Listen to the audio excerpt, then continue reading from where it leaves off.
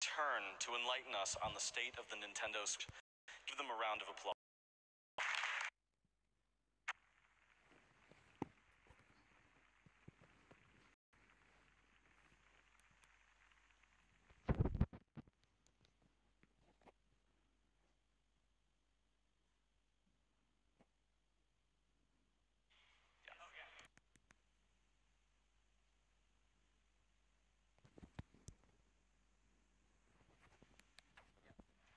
First off, we try to be ethical hackers, so we don't really condone piracy, and we really just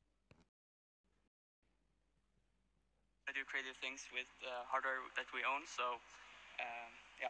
And so the Nintendo Switch was released about 9 months ago, and we've been playing around with it since. It's been really successful. Like, it sold a lot of units, and so, but we want to hack it, right? So the usual entry point that you do is you go via the web browser, and the Switch has a web browser, but it doesn't have a generic web browser. So we found a way to launch the browser, but it's not actually intended to be launched this way. So there's this Tetris game that you can buy.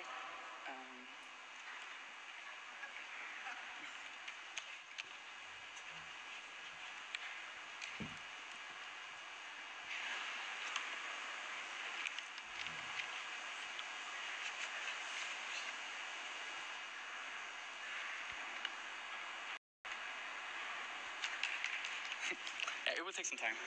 So you go into the main menu, you press the right trigger button on your right Joy-Con, and it launches the game manual. And then you go to the menu, and you go all the way down to the bottom. And then they included a link to their website.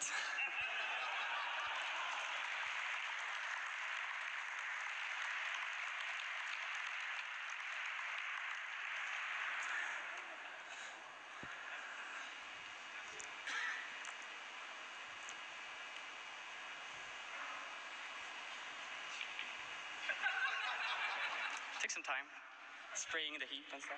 So.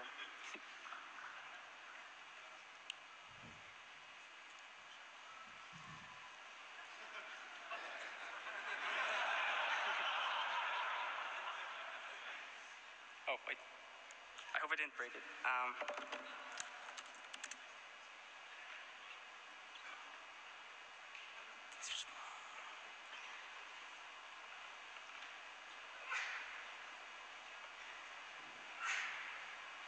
Oh, sorry, I broke it.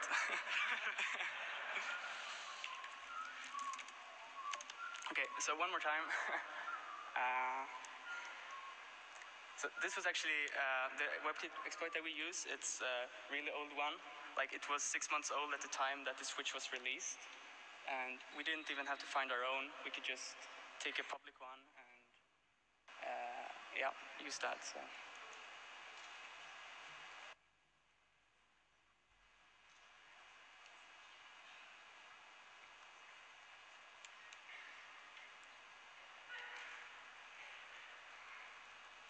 It's pretty painful doing this over and over, but I've gotten used to it. Like, I've done this 1,000 times.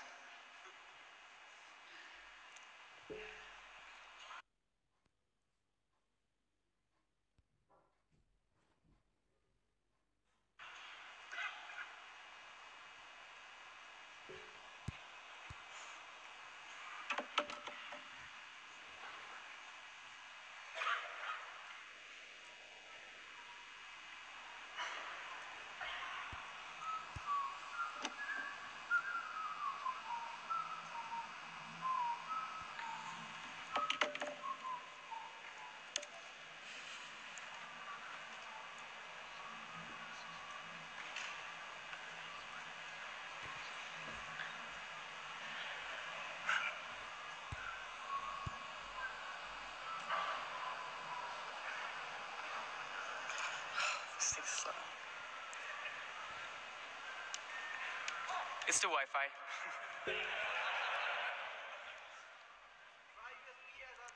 Yeah, I don't have one, sorry.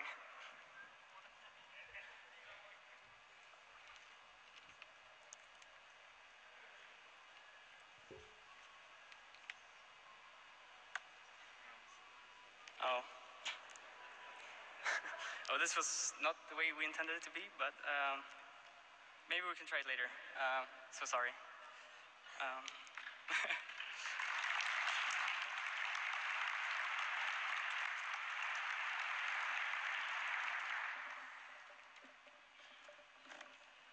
Maybe you can go into the menu, yeah, later.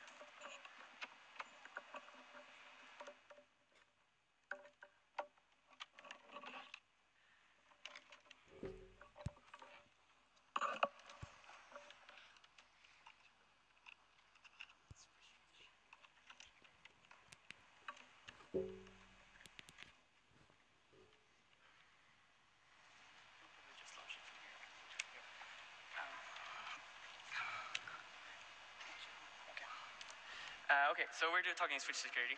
We'll get the demo working for later. So, okay. So, the switch is actually quite a powerful unit. It's a hybrid handheld and stationary console. So it has a quad core that's clocked at 1 gigahertz. It's an A57 ARM, and it has an NVIDIA GPU Maxwell architecture. It's clocked on either 384 or double that, if depending on if you're docked to a power supply or not. So if you're running off battery, they want to reduce the power consumption. It has plenty of memory, like 4 gigabytes of DRAM. And then there's the selling point, pretty much. It's the Joy-Cons, and those are detachable. So you can either play yourself, or you can share one of the Joy-Cons with a friend, and you can play 2 players. They have all the nice sensors, accelerometer, gyro, NFC, IR. And they have this feature called HD Rumble, but it's just a vibrator. And these ones don't have any security at all, so you can just unscrew them, look at the part number, Google the part number, get all the data sheets, and dump the flash. It's all plain text. But when you open the main unit, this is what you see. You have the 2 DRAMs, it's in the orange section, and then you have the main CPU, which is in red. And then the rest is just power management, Wi-Fi, boring stuff. So, oh yeah, and for the flash, they actually made a separate daughter board for the flash, so we can easily just unplug it and dump it and stuff. And yeah, the code name for the switch is hack. I'm not sure what they were thinking, but yeah. When we look at the main CPU, it's branded ODN-X02. It's like, because Nintendo is the ODM, this chip is actually just got from NVIDIA, and NX is the code name of the Nintendo Switch. So, but it turns out that the part number is just a lie. It's just a regular Tegra X1 NVIDIA chip. Like, people decapped it and it looks just the same. And yeah, we have the reference manual online. It's freely available, pretty much. It's 3,000 pages, so it goes into detail, pretty much everything except the security part. But they also provide their own Linux drivers. But yeah, we can get the security, at least some of the security registers and everything like that. The main overview of the SoC is that you have an ARM7 boot CPU. It does power management, and it has a boot ROM. It also has some internal SRAM. And then you have the main CPU, and it has 64K of SRAM. That's for trust zone, so it's secure bus, secure access only. And then you have the GPU on the same die. And then you have the security engine that does RSA, EAS, acceleration. It can DMA and stuff. And then they have on-die fuses, a lot of them actually, like 1,000. And then they have the memory controller. They have a TSEC, which is security CPU. It's a really weird architecture. They were really creative. And then they have the DSP, which is kind of boring. And then they have a bunch of buses that, you can talk to external devices. So the highlights for the fuses, they use it for a lot of stuff, configuration stuff, but they have 32 bits dedicated to downgrade protection. So every time they have a vulnerable firmware, they can just burn a fuse, and every bootloader reads the fuse to make sure that the number of bits it expects is actually set. So if you try to downgrade, just rewrite the flash memory, it will not boot because there's a fuse inside of the CPU that says, oh, we're not allowed to boot this anymore. So And then they have the SPK, which is a just normal AES 128 AES key. And it's the source of all the confidentiality in the system. So this is what you want to have if you want to decrypt all the software.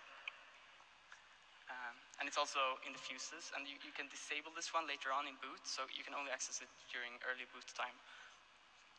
And then they store the hash of the RSA public key, which is how they verify the firmware binaries. But they don't store the actual key, they just store the hash because they want to save space, but it's equally good. And then they have this cool feature that they can patch the boot ROM, so they can store patch instructions for how to modify the boot ROM code. So if they have exploitable bugs in the boot ROM, and they do, they can actually fix them, they can fix it at factory time. So they actually filled up all of this space just fixing bugs. And it turns out that since this is just an off-the-shelf chip from from NVIDIA, sorry, they actually just provide this dev board you can buy from them. It's $700, or half that if you're a student. So this gives you access to, you can play with all the I/O and discover what's undocumented about it. And if we look at the software, so there was this rumor it was running FreeBSD, and everyone was asking, does it run? No, it doesn't run it, and stop asking. Instead, it runs a custom microkernel called Horizon that's been in development at Nintendo for the 3DS, so it's like 8-9 years old maybe. All the drivers are running in user space, and they're called services. So it's a microservices architecture. And then they have a custom NVIDIA graphics driver that's kind of similar to the Linux driver, but they modified it a lot. And then they have a custom API to talk to it. So they have it kind of is like Vulkan, like it's a really thin abstraction on top of the GPU. And it's custom, it's undocumented for us. So if you come from the 3DS hacking scene, we can do a comparison. So the main difference is that all userland processes now have ASLR. So all the drivers and all the games are using ASLR. So since it's randomizing the address space, and that makes it really hard to exploit save games, because if you just have a file format bug, you really can't do much if you don't know where things are in memory. And they rewrote everything pretty much, just refactored, and renamed everything. But if you just switch out the abbreviations, all the concepts are the same. They don't have a security processor like the 3DS had ARM9. It was a big problem in the 3DS because it was oh, sorry. Shit. Let's see, go back.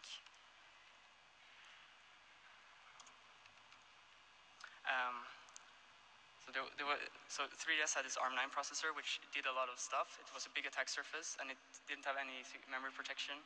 So they removed this. Now everything is running on the same CPU with memory protection proper. Yeah. So the security model they have is the most privileged part is trust zone, and it just is a crypto interface pretty much. It's designed in a way that the keys never leave the trust zone. Hopefully, well, that's how they wanted it. So it kind of works like a hardware secret. And then you have the kernel. So its goal is just to enforce process isolation and communication between processes. And it also has the IOMMU. It controls the IOMMU. And then it has what we call base services. These are processes with ASLR and everything. And there's the FS module, which is the file system driver.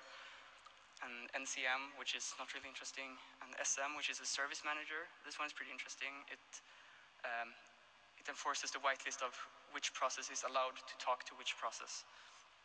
And then there's PM loader, which just loads and creates new processes. And then SPL, which is the interface to trust zone. And then they have a bunch of microservices like the GPU driver, Wi-Fi driver, Bluetooth, yeah, stuff like that. And then finally, we have, at the lowest privilege level, we have the game or the web browser. So the web browser game at Sandbox, we only get access to approximately half of the syscalls. And there are 40 user services, which are services that you're supposed to access as a user. And it has a concept of per process file systems. So a game can really only access its own save data and save games, and it can't mount SD card, which is, when we want to make a Homebrew exploit, for example, we want to load files off SD card like elves. But yeah, we can't do that just from the browser alone. And then the service sandbox, which is where all the drivers are at. We have like 20 more syscalls. It's mostly just for talking to DMA devices and handling IPC communication. It has a service whitelist, but it's vastly reduced, but you get access to a few more. And the services don't have any file access at all in general. There are a few exceptions, but this is pretty powerful because even if you were to elevate, let's say, go into the GPU driver, you don't get any extra file access as a result. And they sometimes need to talk to external devices, so they have MMIO mapped. But even if a malicious driver tries to do a DMA request outside its own process address space, the kernel is actually the one who maintains the IOMMU for all the bus masters. So a malicious driver cannot really ask the device to do something it's not supposed to do. The base service sandbox, which is those 5-6 processes that are special, they are bundled inside the kernel package together with the kernel, and they have approximately the same syscalls as the normal services. But these ones don't have a service whitelist, because these ones are the ones that actually enforce the whitelist. So you can't, like they're the ones who enforce it and also fill it in and maintain it. So they can't check themselves, basically. And they also, because they maintain the file system, they have no whitelist for files. They can access everything, basically. So yeah, we're going places. And we start from the lower, like the most unprivileged part. And yeah, so we start with Webkit, as we're going to demo later. And yeah, so they've had a bunch of bugs here. They've fixed them all, but it just keeps coming more. It's used for eShop, like when you buy games online and manual and other stuff. But it's also always over HTTP, or yeah, when we can't control the data, except with this one game. Also, firmware 2.0 implemented a new way of launching the browser. You can just create a new access point and act like a Wi-Fi. And yeah, you can just render arbitrary HTML because it thinks it's a login page for a protected Wi-Fi network. And yeah, we just took this Pegasus exploit and it just works. So when we dump the memory of the browser, the first thing we find is that it's dynamic linking with a file called SDK. And when we run strings on it, it's not an ELF, but we converted it to an ELF. We get pretty much all of their function names, which is really nice when you're reverse engineering stuff. We get names of all the syscalls and all the fancy some of the crypto stuff. Yeah. So yeah, this is what we're gonna demo later. So the game application, yeah, they knew we were gonna get this at some point, and with Webkit it's pretty easy. So what we did then is we're trying to black box, trying to elevate our privileges from the sandbox. So my handle is Pluto, and there's a service called Plu. So I don't believe in fate, but yeah, I looked into this service, and it's a user-accessible service. That's what the U is for. We think PL is for preload. There are 3 commands that take an integer, assign integer, and if you feed it a big value, you notice it crashes. And this is just like an array out-of-bounds read where we control the index completely. So we can just give it a negative index, and we can read out the entire binary of service. So this way we can dump the code of NS, which is one of the, yeah. So we managed to get one of the microservices for just black box poking things. And now we're gonna look into the SM, which is the service manager. It's the one that enforces the whitelist of which services you're allowed to access. So the way you ask it for, you give it a string, and it gives back a handle to that service that you asked for. And you send it a PID, you send it your PID, so that it knows which whitelist to enforce. But yeah, what if we just don't call the initialize function? So we never actually give it our PID. turns out that the variable that's supposed to store the PID is uninitialized. It will just be 0. So SM thinks we're a process with PID 0.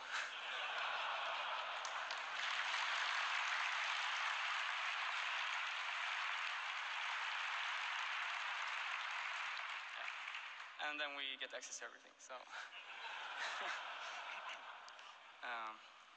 but we can talk to everything, but we don't have the code. So what we want to do is we want to dump all the code in the system so we can analyze it. So if you look how the binaries are launched, it's launched this way, and all the code comes from this FSP loader service. It has a function called mount code. So we just need to connect to it and read out all the binaries, right? But when we try to connect, we get some error message. Turns out the kernel enforces you can only have one session at a time.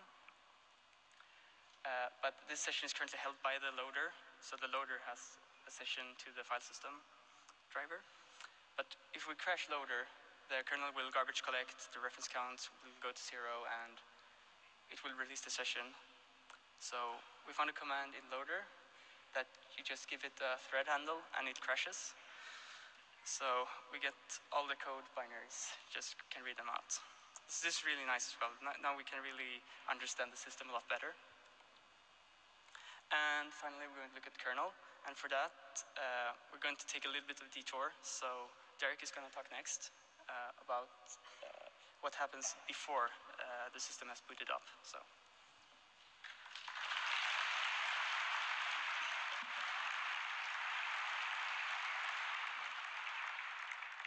Okay, it seems like we lost some time on the demo, so I'm trying to hurry a little bit.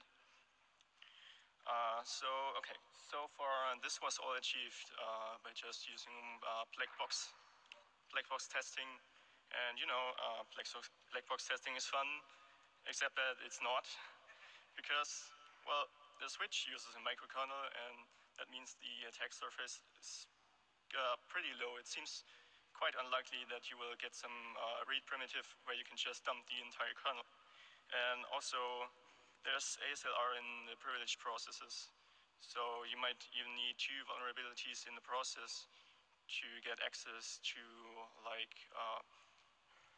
kernel system calls that only privileged process can use. So yeah, black box testing on the kernel was kind of a dead end for us. And when you think about the chain of trust, Webkit is pretty much at the end.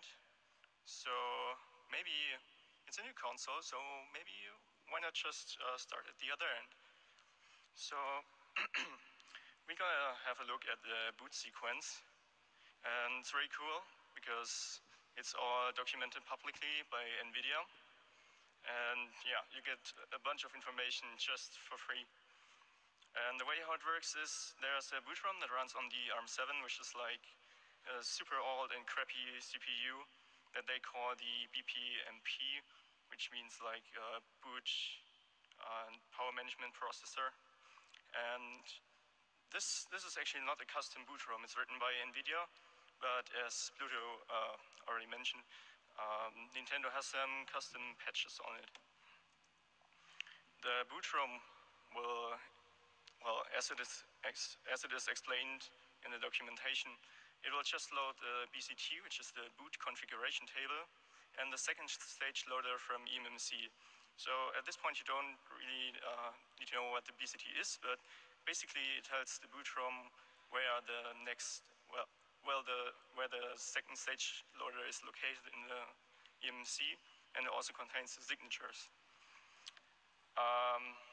So that's the usual boot flow on the switch. It will try to boot from eMMC, but if that fails, because for example the eMMC is missing, it will enter a recovery mode, which allows you to send USB messages to the boot ROM. And if you might think, yeah, this is the ultimate backdoor, well, unfortunately it's not, because all messages must be signed by using Nintendo's private RSA key, and of course we don't have that. But what we can do is we can dump the eMMC, which is like super easy, and we did that. And we got a pretty nice overview of all the boot components that are stored on the eMMC. So this is a little bit complicated, but what you can see is the boot ROM on the left. It loads something that is called package 1, which is basically the second stage bootloader and next stage in one image. And the first part is actually stored on eMMC in plain text. It is not encrypted. And the other part is encrypted by using universal encryption keys. There's no console unique encryption there. So how does it work? How does the package 1 loader decrypt the next stage? So they have this feature where they load a key blob from eMMC, which is console unique, and it basically contains encrypted keys. And package 1 loader generates a key blob key to decrypt that key blob, and then it uses the decryption keys from that key blob to decrypt the next stages. So we would like to get this key because the kernel is also encrypted when it's part of package 2, as you can see on the right. And well, this key is only available to this package 1 loader. So that means we need to get code execution in package 1 loader. Okay, so how do you dump keys? Well, in the past, as you might know, we glitched the 3DS and got the keys, and we glitched the Wii U and got the keys. So maybe, maybe you can glitch the Switch and get the keys. So we wanted to try that, and in order to do this, you want to get code execution package 1 loader, and basically you want to glitch the component that loads the package 1 loader, which is the boot ROM. But how is this actually verified? So the boot ROM uses that BCT, which I've already mentioned, and this is basically a plain text blob stored on the eMMC, and it contains all the signatures of the bootloaders. And then there's a RSA PSS signature on top. RSA PSS is a really strong signature scheme, and it uses the RSA public key, which you can see on the top, to verify the signature. And this public key is hashed, and this hash is stored in the fuse of the device, so you cannot change it. Basically, what we want to do is, when the boot ROM verifies this public key using the hash, we want to glitch this hash check, because then we can put our own public key and our own BCT signatures, and with that, our own bootloader signatures, so we can sign our own bootloaders. Okay, but we don't, we didn't have the boot ROM then, back there, and we didn't know when this check, like the hash check, when does it happen? So we have to find the timing for it, and for that we can take a look at the eMMC bus. You can just sniff it. So we get a really nice dump of all the commands that are issued by the boot ROM to the eMMC. So you can see the diff. It's the time difference between each command that was issued, and it's basically the time that the boot ROM needed to do some operation between those reads. So when the BCT was good, it took quite some time to verify it, and when you put like a pub key in the BCT validation will fail, and it will actually start reading the next BCT, and then you can see the difference is much smaller. So that means the boot ROM will see, oh, the public key is wrong. I will not try to verify the rest of the BCT, and with that, they basically leak the time of check when the boot ROM checks the public key hash. Okay, so this was all in theory. Basically, it took like 1 month to develop a glitching setup. And this just uses power glitching. So what I did was I first desoldered all the capacitors on the voltage rail that powers the ARM7. And then I've used an FPGA to basically control some MOSFETs, and those MOSFETs will pretty much lower the voltage for a short time. So hopefully the public key hash check will fail. And then when you get code execution, we were pretty lazy and we just bit banged the eMMC clock because we actually found some clock divider register. So basically, by changing the frequency, we could encode the data of all the secret keys bit by bit, sending it to our FPGA. And then we got all the keys, and with that, all the binaries.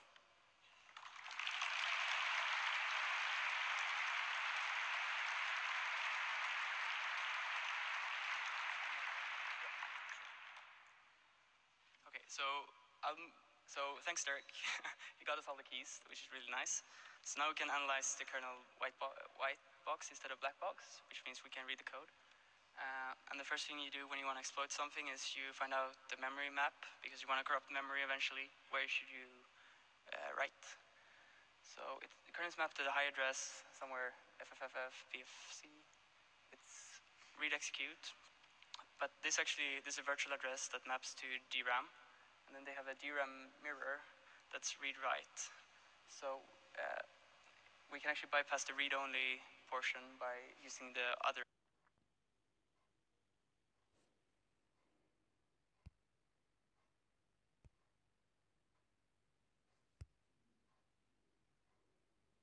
The allocations are of the same size, so this makes use freeze really difficult to exploit because you can't overlap two objects of different type, which you usually want to do. So you can only overlap an object with a different object that has the same type. So some of the fields will be different, but most of the pointers are still valid for both objects. Will still be at the same offset.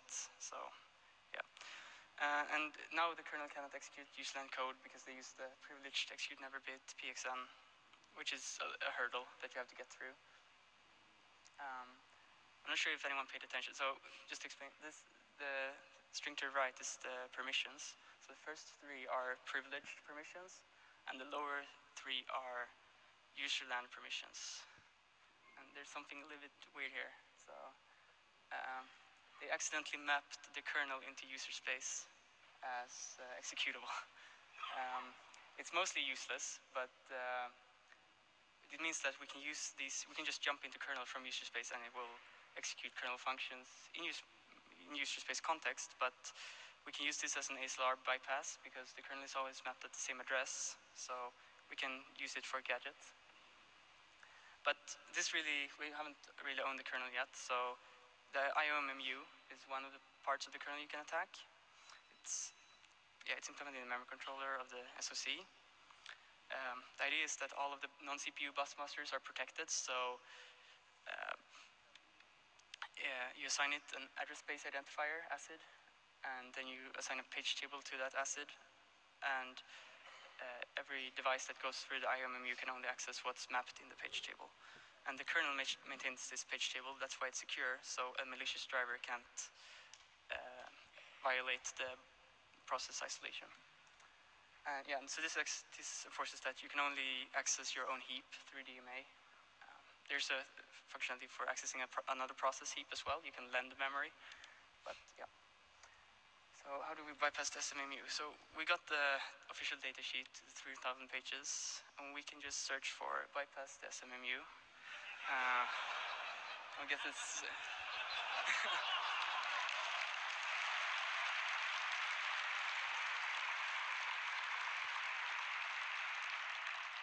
So the GMMU is a memory management unit inside the GPU, and yeah, it supports bypassing the SMMU. So NVIDIA backdoored themselves.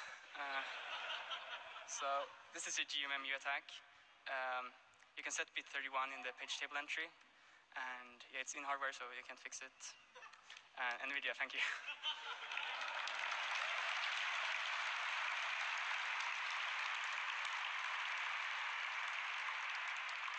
So this is one way of doing it, and they can't fix it. But we also had a different way of bypassing the SMMU, and it has to do, it's a trust issue. So the loader loads the permissions that we have from FS, and if we own FS or if we have a vulnerability in FS, we can just tell it what we're allowed to do.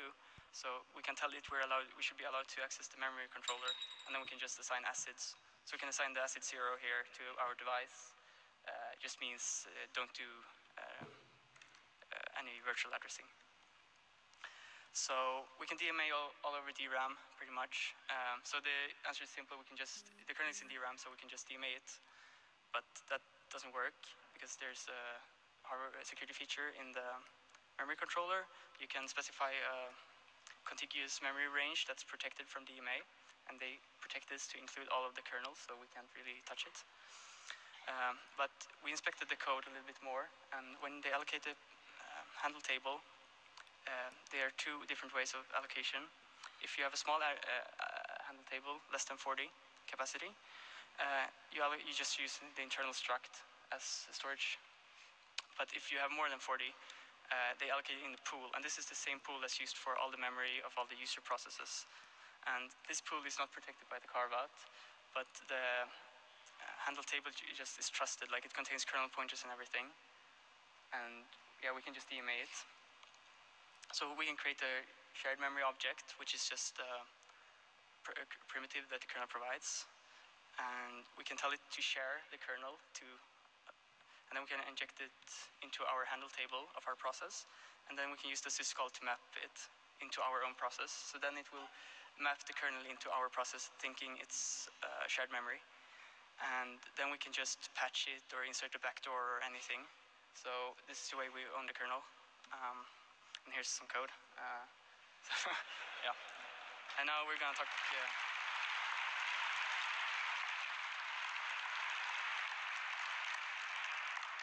Now we're going to talk a little bit about trust zone. So, Nerwort. All right, so trust zone is this nice execution environment by ARM. And we already seen there glitching actually gave us a method to decrypt package 1.1, and it just contains the trust zone payload. And now what I will show you in the next 10 minutes or so is why we can actually ignore this trust zone at all. So the ARMv8 supports trust zone. The code running under SecureAL3, which is this trust zone as we call it, is called the Secure Monitor. This is an official name. Nintendo calls it the same. But on the Nintendo Switch, it doesn't monitor anything, all right? So, the Secure Monitor. It's the first code that runs on the ARMv8, the main CPU. So, the ARM7 decrypts package 1.1. It writes the trust zone payload to TZ RAM. That's what we saw. It's this small RAM in the ARMv8. That's this trust zone secure memory. Boots up the ARMv8. Jumps there, and then this is actually the first task of the secure monitor already, is booting the Horizon kernel, all right? So we saw this package 2. At this point, package 2 will be in main RAM. Then the secure monitor will start deriving some keys, decrypt package 2, write the kernel to the DRAM, and decrypt the packaged modules, and then just start executing the kernel. So this is the most important task probably, or one of the most important ones. And the second most important task of the secure monitor is actually cryptography. So cryptography is not directly done in software by the secure monitor, but they actually make use of this nice security engine that is provided by NVIDIA, the Tegra security engine.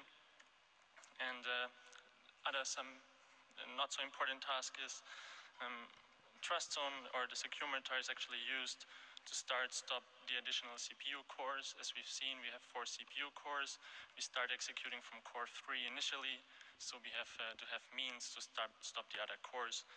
And the last important part is the sleep mode. So the Tegra actually supports some deep sleep mode to save some battery This is always a nice feature of Nintendo consoles. They usually live very long through the sleep mode. Now, take a good look at this list. This is actually not important for Homebrew at all. That's why I said we can really just ignore the trust zone completely. But let's look at it anyways, for completeness sake. So the Tegra-SE, I mentioned it's a hardware crypto engine. It supports AES, SHA, RSA, RNG, all the good things. Maybe you remember from the 3DS, they had this key slot concept. It's apparently a good concept, so they kept it for here as well. So you have 16 key slots for AES, 2 for RSA. You can lock them individually. This is, for example, what the boot ROM uses. The SPK is written to a key slot. It's locked, so you can't just read it out. I mean, it gets cleared once we're in this area, but the trust zone code does the same. It derives some keys into the upper key slots and locks them. So even if you get code execution in a trust zone, you wouldn't be simply able to just read out these keys. So that's quite secure. All right. And what's another interesting thing about the Tegra-SE is that the crypto operations actually don't just operate on memory. You can actually encrypt and decrypt between key slots. So this actually enables you to do some secure key derivation. So you could imagine having a key in one key slot could be locked, and then you could actually decrypt this key slot into another one without ever having any keys leaving into memory. So this, maybe you could think of some cool things you could do with that. So how does the cryptography work? So on the left side, you see the secure world. This would be the secure monitor. On the right side is the non-secure world or the user mode. Mostly this is used in the file system module. So what you have to do, at first you have to request a key encryption key. Then the secure world will generate this key encryption key. You pass some parameters. It'll wrap the key encryption key. And this is where the important part comes in. It'll actually use a random session key. So even if you get a key encryption key from one session, once you reboot your console or your switch, the next time it'll be invalid. So even if you, for example, exploit the file system module and grab one key encryption key, you won't be able to use it after the reboot. So this is secure design there. But on the other hand, how do you use these key encryption keys? Well, you pass an encrypted key into secure world along with a key encryption key. Then this is unwrapped, the key is decrypted, and then a plain text final key actually is passed back to user mode. So that's quite interesting. So what you actually find is that, for example, the file system module doesn't use the hardware crypto engine to decrypt games or binaries or whatnot at all. So this is all done by accelerated accelerated ARM instruction actually. So in theory, you could, for example, exploit the file system module, get some permissions, and then ask the secure monitor to derive all the keys for you. All right. So this is another reason why it's not really important. Now, the last task we've seen is the sleep mode. So this is actually a string from the secure monitor. They call it Oyazumi. Apparently it means good night or something. And so on the SOC, there's this small thingy. It's the power management controller. And this controls the sleep and wake transitions. And on system sleep, the entire system on a chip is powered down, except for the PMC. So there's a small block that's always on. And the DRAM is put into some self-refresh mode so that it keeps the contents, right? Now, if you enter sleep mode, the secure monitor actually has to save some states, right? So what it does, it spills the secure memory into external DRAM, which is untrusted, but it's all right, it's encrypted, so don't worry. And it also authenticates the TCRAM to PMC, so it's encrypted and authenticated, so you can't just mess with it, right? And it tells the security engine to save its context to DRAM. You also have to retain the keys. I mean, you have to use them after you wake up, right? And then we signal the ARM to put everything into this LP0 mode, which is like this low power mode. And then on wake up, you just roll everything up from back to the fourth. So this is the Ohio. The boot ROM will restore the SE state from DRAM. Then it'll pass ARM code execution to a signed warm boot bin. And this warm boot bin is a bit like a bootloader for DRAM. So instead from a NAND boot, a cold boot, we're doing a warm boot, so from DRAM. And this warm boot bin is signed, that's all nice. What this does, it will just decrypt the secure monitor from DRAM to trust on RAM, verify it with the authentication information that we have left in PMC, and then the main CPU will just resume running. So in theory, this all sounds very good, but for completeness sake, we can just remove the trust from trust zone. So as we've already seen from Pluto, there are some trust issues. We can just ask the kernel to map the lower DRAM where all these states are stored. We can map in PMC into user mode, the PMC registers, etc., etc. And we just seen that these are crucial in the wake-up process, right? We've seen that the trust zone memory is decrypted from DRAM into TCRAM and whatnot. So if you poke all these areas in just the right way, you get code execution from user mode, right? So, yeah.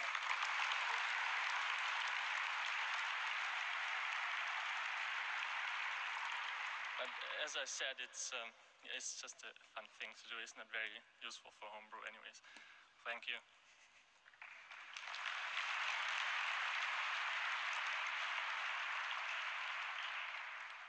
All right, so it's pretty green. Okay, so what we've done so far is when we pwned the kernel, we made a USB debugger. And it works. You can debug user programs, you can put breakpoints and inspect the registers. You don't get the symbols yet, but it's open source, so if anyone wants to add it. It currently requires a kernel exploit, but we don't share it, but hopefully someone will make their own by this, after this talk. But yeah, what we really care about is Homebrew, so we've made libnx, which is a user mode Homebrew library. We provide all the kernel primitives, like you can create threads, you can mutex, you can talk to other processes using IPC. We have nice wrappers for everything. We have fully working network, file system. We can act as a USB host. We have the controller's input working. And, let's see here.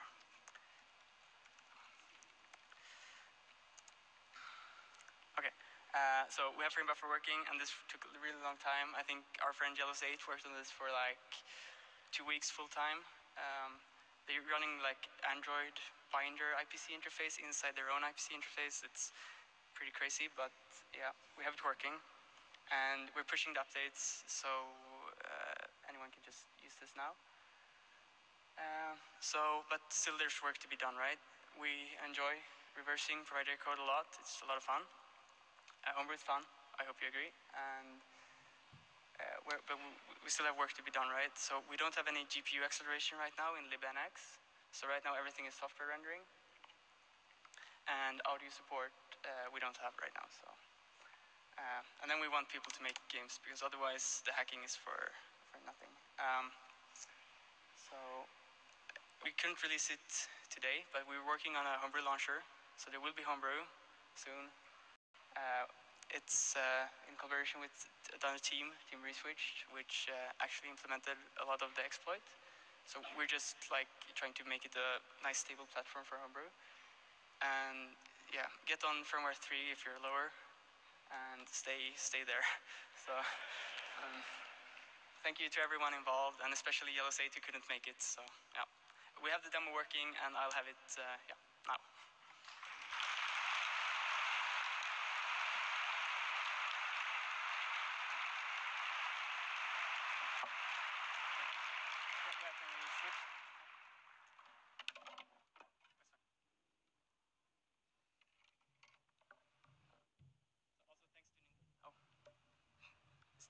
Is it on? Oh, thanks to Nintendo. It's a pretty nice system.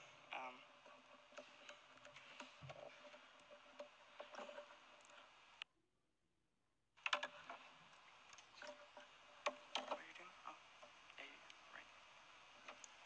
Yeah, no. Right. It's the right. No, it's the right one. It's right. It's right. No. Okay. So this is just something I wrote like last night, but hopefully it works.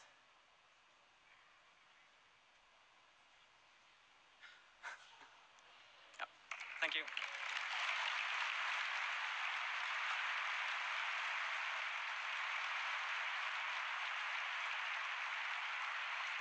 have time for questions, we can have them. We have time for some questions. There are microphones stationed around the auditorium, numbered 1 through 6. If you have a question burning that you would like to ask, then please, I would ask you to line up behind these microphones and I will call you. Also, there is a Signal Angel who is taking questions from the internet, and I see that he already has one. So, dearest Signal Angel, please, our first question. Thank you. When glitching to get the keys, how long did it take to get the keys with the, the exact right timing? Have you been able to anyhow automate this task? Sorry, could you repeat the question? The speaker is a bit lousy. When glitching to get the keys, how long did it take? And could you anyhow automate this task? Okay, so the question was how long it took to get the keys and if we could automate it. Yeah, it took about like 1 month to get some key blob keys, and just recently, like I think last week, we got some other keys as well. So yeah, regarding the glitching setup, yes, it was possible to automate it because we found the reset signal. So after each glitching attempt that failed, we could just reset and try again. Microphone number 6. Yeah, thank you for a great talk. I would really like to rebuild your glitch attack. Is this stuff somewhere available?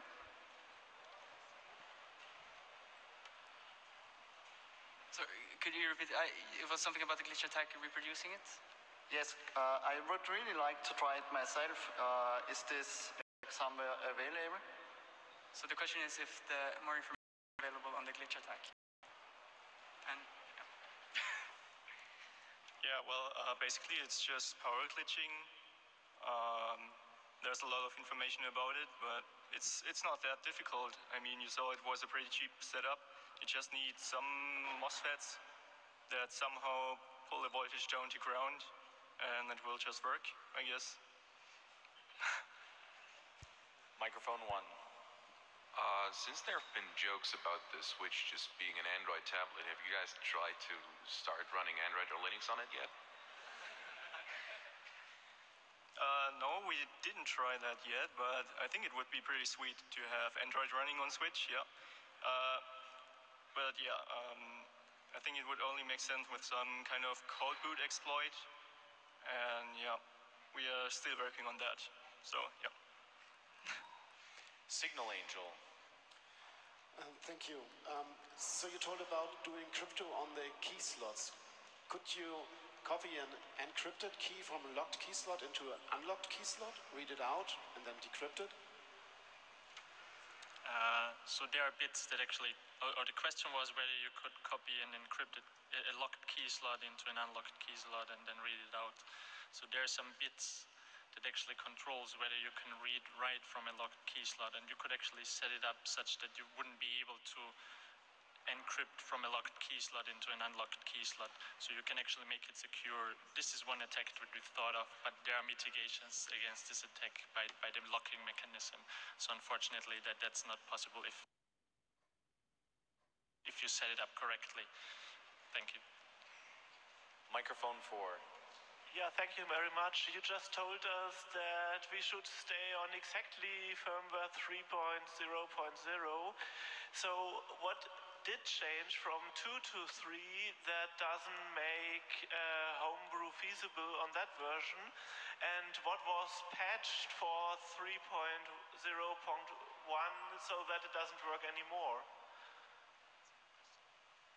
Yeah, so the question is why Homebrew won't work beyond 3.0.0, if I got it right.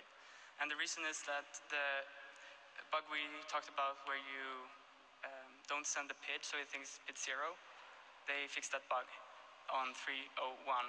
So if you're below that, you're still vulnerable, but if you're above that, you can't bypass the whitelist and you can't really get anywhere. Yeah, so that's the answer to that. But something I was going to say.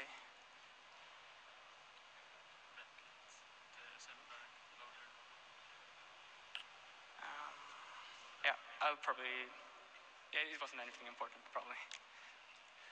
Microphone 2. Yeah.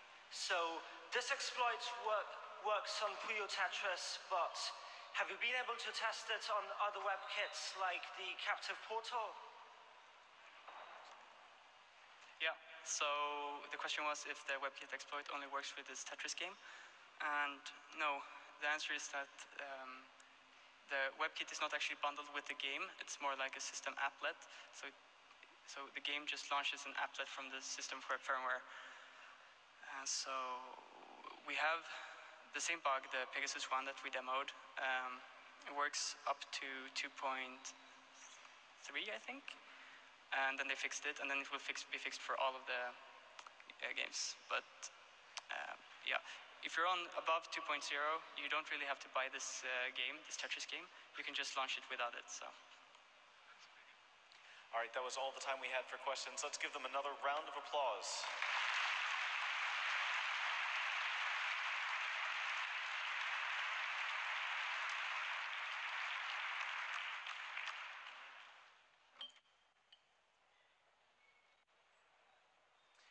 As you are leaving the hall, please look to your left and look to your right. Look in front of you and behind you. If you took anything in with you, including trash or maybe a backpack, maybe a laptop, please make sure that